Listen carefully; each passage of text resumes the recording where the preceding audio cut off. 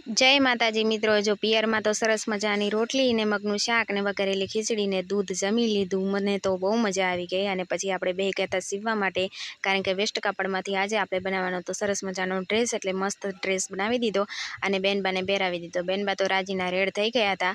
अने पछी जो आपणे बेही गया हता जमवा माटे डુંગળી बटेटानुं शाक ने छास ने बाजरीना रोटला। उनाळामां छास खाईए ने तो मजा आवी जाय।